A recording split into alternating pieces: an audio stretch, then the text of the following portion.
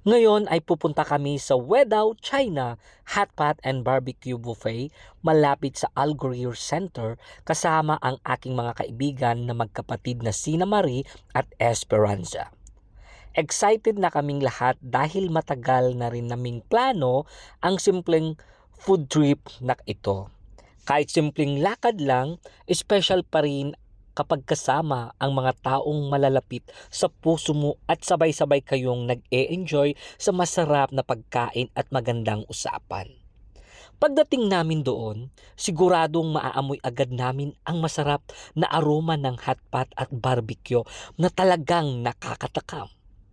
Isa ito sa mga paborito naming kainan dahil maraming pagpipili ang pagkain at sariwa ang mga ingredients.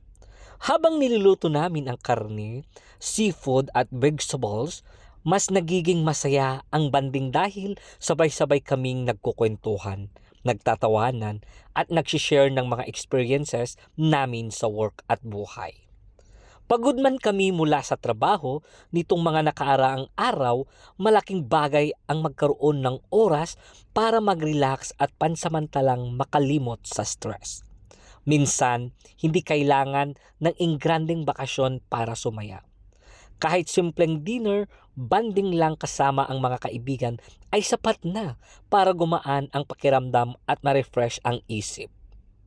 Ang mahalaga ay nagkakaroon kami ng quality time at mas lalong tumitibay ang aming samahan.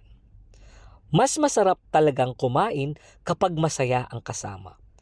Habang kumakain kami, siguradong hindi mawawala ang kulitan, picture taking at endless chikahan. Sana all!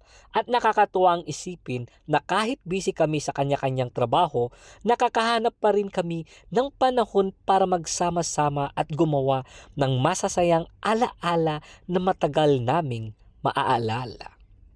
Siguradong akong magiging memorable ang gabing ito para sa aming tatlo. Bukod sa super sarap ng pagkain sa Wedao China Hot Pot and Barbecue Buffet, mas special pa rin ang pagkakataong makasama ang mga taong mahalaga sa amin at makapagpahinga mula sa araw-araw na pagod. Ito ang mga simpleng moments na tunay na nagbibigay saya, katahimikan at inspirasyon sa buhay. Sana all. So, yan nga po, mga brother and sisters all over the world. So, narinig nyo ang aking kwento. Ay, sana all. Siyempre, ang pagkakaibigan ay mahalaga, di ba? At dapat magkita-kita tayo at i-enjoy natin kahit pagod tayo sa trabaho. Kasi ito lang po yung time natin na mag-relax. As an OFW, ay hindi po madali kasi malayo po tayo sa aming mga minamahal na pamilya.